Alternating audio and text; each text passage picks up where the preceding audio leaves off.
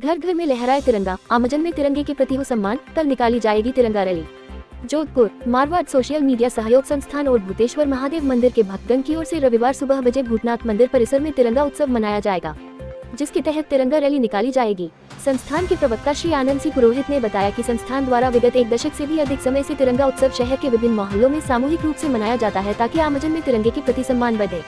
श्री पुरोहित ने बताया कि शहर में तिरंगा उत्सव मनाए जाने की शुरुआत नवल जोशी, जो दोनों पैरों से चलने में पूर्ण सक्षम है, ने की।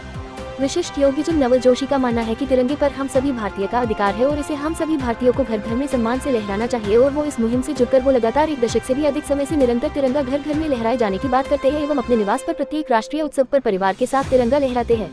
रविवार को आयोजित की जाने तिरंगा उत्सव व तिरंगी यात्रा का नेतृत्व सीनियर सिटीजन गोविंद किशन बोहरा, गोपी किशन बोहरा, जगदीश कल्ला, बंशीधर जोशी प्रो, जुहूर खो मेहर, नरेंद्र सिंह प्रो, नारायण दास पुरोहित, गोविंद किशन व्यास, रामजी व्यास, मनोज बोहरा, जुगल बोहरा, कन्हैयालाल पुरोहित, सुनील पुरोहित, प्रदीप थानवी, चंचल व्यास, कानाराम, आनंद राज व्यास, भागीरथ वैष्णव, राजकुमार वर्मा, संतोष थानवी के अलावा भूतनाथ महादेव मंदिर के भक्तगण, सेवा टीम सदस्य मनीष सोनलकी, विपिन राघवानी, आनंद जोशी, देवेंद्र मेहता, शरद पुरोहित, राहुल बोहरा, चंद्रशेखर बोहरा, रमेश सिसोदिया, मुकेश चांडक, आनंद पुरोहित, अनिल बोहरा, युवराज सिसोदिया, प्रवीण व्यास, सुनील बोहरा, सुनील मेहता, सोमनाथ रामदेव, निर्मल व्यास, भीम सिंह राजपुरोहित, राजीव जोशी, रश्मि रामदेव, मीना सुथार, नीतू कछवाहा, बिंदु व्यास, चंद्रकला मेहता, अंजू मेहता, रीतू दादा, गीता वीर व्यास, कामाक्षी जोशी, सीमा जोशी, मधु जोशी एवं समूह से जुड़े अन्य नारी युवा बच्चे हाथों में तिरंगा लेकर रैली का हिस्सा बनेंगे।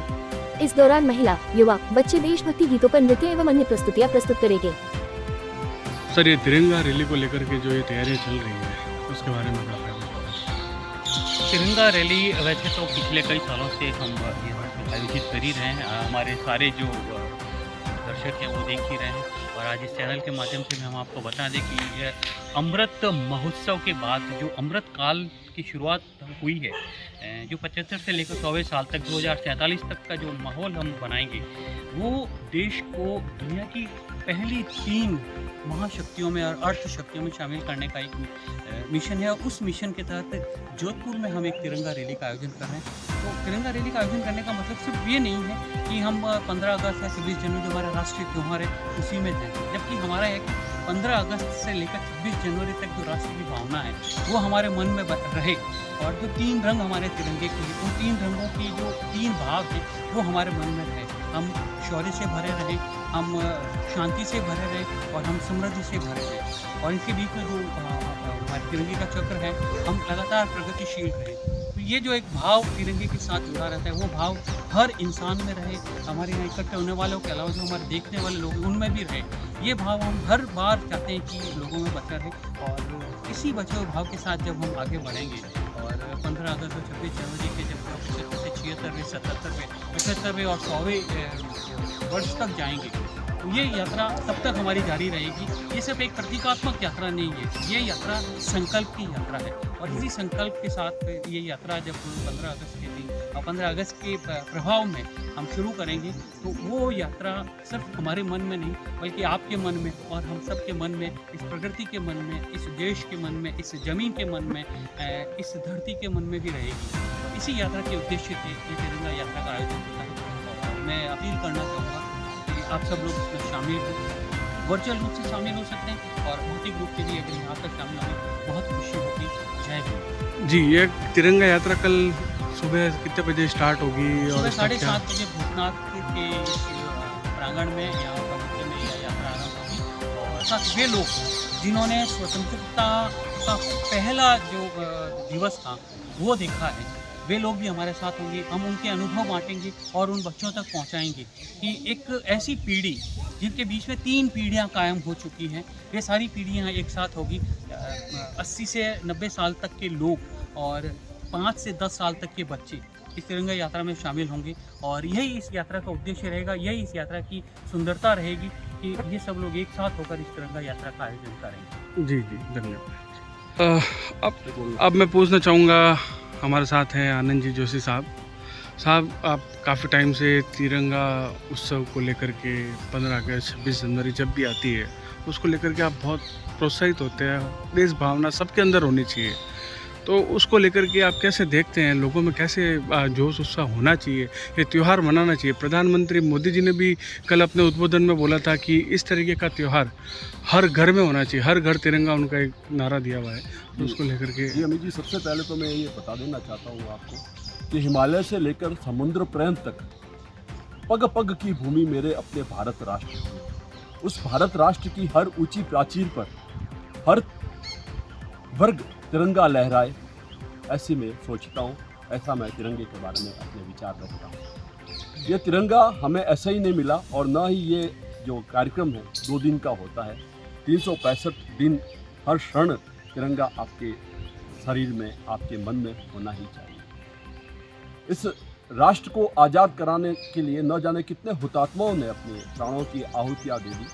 अगर उनकी नाम की लिस्ट अगर आज मैं बोलना शुरू करूँ तो शायद कई दिन लग जाएंगे, और ऐसे बहुत से नाम हैं जिनको मुझे याद भी नहीं है। चाहे वो खुदीराम बोस हो, चाहे मंगल पांडे हो, चाहे झलकारी बाई हो, चाहे रानी लक्ष्मीबाई हो, चाहे तात्या टोपे हो, चाहे बाल गंगाधर तिलक हो, चाहे वीर सावरकर साहब हो, चाहे महात्मा जी गांधी हो, जो भी इस यज्ञ में आहुति दी थी, उनके कारण इस राष्ट्र को आज़ादी दी है। मैं इस राष्ट्र के माननीय सेवक, जो अपने आप को सेवक बोलते हैं, माननीय नरेंद्र जी मोदी साहब का, मैं उनका तहे दिल से जो है स्वागत करता हूँ, हृदय से आभार व्यक्त करता हूँ। ये वो मोदी साहब थे जिन्होंने गुजरात में मुख्यमंत्री रहते हुए हमारे राष्ट्र के एक वीर क्रांतिकारी हुए थे, जिनका शरीर जिन्होंने त्याग दिया। वर्मा जी करके थे, मैं उनका नाम याद नहीं आ रहा है। 65 साल के बाद में उनकी अस्थियां हमारे भारत राष्ट्र में लेके आए और उन्हें गंगा नदी में प्रवाहित किया जी। तो और उन्हें गंगा नदी में प्रवाहित किया जी। तो जैसा आपने देखा कि आनंद जोशी जी ने हमें बताया कि किस तरीके से अपन ये उत्सव मनाते हैं। एक्चुअली ये एक उत्सव ही नहीं है, अपना एक मन में एक भावना होनी चाहिए देश को लेकर के, उसी को लेकर के तैयारियां यहाँ पर चल रही है। कल सुबह 7:30 बजे भूतनाथ महादेव मंदिर परिसर शिवांशी गेट के आगे ये प्रोग्राम होगा, और इस प्रोग्राम में छोटे बच्चे से लेकर के बड़े बुजुर्ग और जो लोग जब अपना 15 अगस्त 26 जनवरी जितने भी कार्यक्रम होते हैं बड़े उत्साह के साथ मनाते हैं। आप देख सकते हैं उनकी तैयारियां यहाँ पर चल रही है, उस तैयारियों को लेकर के भी सब लोगों में पूरा की पूरा उत्साह है। और बिल्कुल अभी जी एक बात मैं और कहना चाहूँगा, ये भारत राष्ट्र हमारा अमृत महोत्सव मना रहा है, तो अमृत महोत्सव का ज्ञान हमारे चंचल जी और उनकी पूरी टीम द्वारा होगा। आप यहाँ पर देख पाएंगे सारे लोग हैं, जैसा कि मैं विशेष तौर से ये बात कहना चाहूँगा कि विश्व पटल पर भारत की जो भूमिका है वह हमारे भारतीय सभ्यता और संस्कृति और जो इसका जो अध्यात्म दर्शन है उसी के अंदर संपूर्ण विश्व की समस्याओं का समाधान है। अगर विश्वव्यापी समस्याएं हैं तो उसका समाधान भी विश्वव्यापी ही होगा। जिस तरह से मोदी जी ने जैसे कोरोना तक विश्वव्यापी समस्या थी, आज संपूर्ण विश्व के अंदर आतंकवाद और खाद्यान्नों की कमी, सारे राष्ट्र आपस में लड़ रहे हैं, तो उस संपूर्ण विश्व की समस्याओं का समाधान भारतीय दर्शन से ही किया जाना संभव है। इसलिए विश्व के सारे देश आज भारत की ओर देख रहे हैं, क्योंकि अन्य देशों के अंदर एक हाहाकार मची हुई, अशांति है, लड़ाई है, झगड़ा है, आपस में लड़ रहे हैं, किंतु भारत के अंदर शांति है। भारत के अंदर सबको खाने के लिए मिल रहा है, सब आपस में मिलजुल के रह रहे हैं, तो लोग आश्चर्य कर रहे हैं ये भारत कैसे से खुशी से तरक्की कर रहा, हम तो लोग कमजोर हो रहे हैं और भारत ताकतवर हो रहा है, ये कैसे संभव है। इसलिए आज विश्व पटल पर भारत की जो भूमिका है विशेष तौर से हम विश्व गुरु की ओर बढ़ रहे हैं। इसलिए ये जो स्वाधीनता संग्राम है बड़ा ही महत्वपूर्ण है। इस मुद्दे को रखते हुए प्रत्येक भारतीय नागरिक की ये जिम्मेदारी बन जाती है कि हम विश्व पटल पे हमारे को अपने आप को सिद्ध करें कि हम क्या हैं। बोल भारत माता की जय।